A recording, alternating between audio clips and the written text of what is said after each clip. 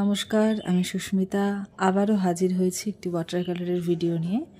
এটি ওয়াটার কালারের একটি স্টিল লাইফ ড্রয়িং আমি করছি।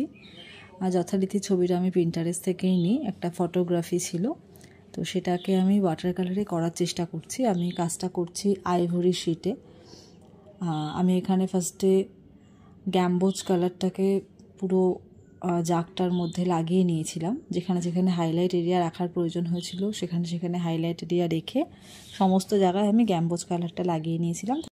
এরপর ইন্ডিয়ান ইয়েলো, পার্মানেন্ট অরেঞ্জ এই কালারগুলোকে আমি যেখানে ডার্ক এরিয়া পড়েছে সেই সমস্ত জায়গাগুলোতে করে নিচ্ছিলাম।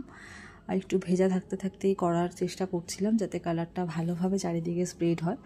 যদিও ওয়াটার কালারের করার ক্ষেত্রে একটা কথা সবসময় মাথায় রাখি, যাতে কাজটা ওয়াটার এফেক্টটা থাকে, কোনোভাবেই যেন ওয়াটার কালারটা বেশি রাফ না হয়ে যায়। তো যেহেতু এটা আইভরি শিটে করছি, পেপারটা অবভিয়াসলি খুবই ভালো, কিন্তু তবুও কিছু কিছু সময় বেশি জল ইউজ করার জন্য পেপারটা ফুলে যায়।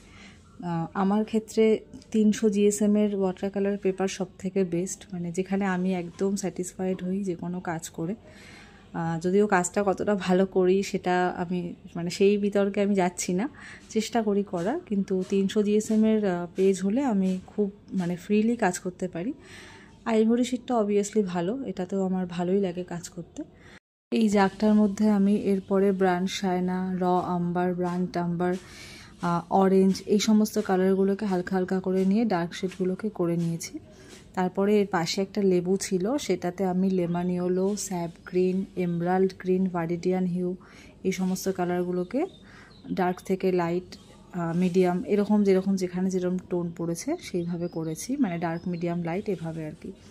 তারপরে একটা লঙ্কা ছিল, লঙ্কাটাকেও আমি সেমভাবে এই কালারগুলোই ব্যবহার করেছি, lemon yellow, sap green, viridian hue, emerald green এই সমস্ত কালারগুলো, এবং কিছু কিছু ক্ষেত্রে ব্রান্ড আম্বার, র আম্বার এগুলো ইউজ করেছি যেখানে ডার্ক এফেক্ট দেওয়া দরকার আছে। ব্লুয়ের ব্যবহারও করেছি, প্রুশিয়ান ব্লু। এরপরে আমি শ্যাডোগুলো করে নিচ্ছি। শ্যাডোটাতেও আমি brand Shayna, brand umber, raw amber এই কালারগুলো ইউজ করেছি। চেষ্টা করেছি ব্ল্যাকটা প্রথমেই ইউজ না করার। ব্ল্যাক তো এখানে অবশ্যই ইউজ করতে হয়েছিল আমাকে, সেটা পরে, বাট ফার্স্টে আমি কোথাও ব্ল্যাক ইউজ করিনি। এরপর ব্লু এবং রেড মিশিয়ে ভায়োলেট কালার তৈরি করে আমি টেবিলটার মধ্যে করে নিচ্ছি। আর যেখানে যেখানে শ্যাডোগুলো বাকি ছিল সেগুলো একটু একটু করে ডার্ক এফেক্ট দিয়ে নিয়েছি। তারপর ব্যাকগ্রাউন্ডে র আম্বার, প্রুশিয়ান ব্লু, ব্ল্যাক এই 3টে কালার মিক্সড করে লেয়ার বাই লেয়ার চাপিয়েছি। একবারে কিন্তু ডার্ক করিনি, 2-3টে লেয়ারে আমি ডার্ক করেছি। আমার ছবিটা এখানেই শেষ হলো। কেমন লাগলো অবশ্যই জানাবেন। ধন্যবাদ।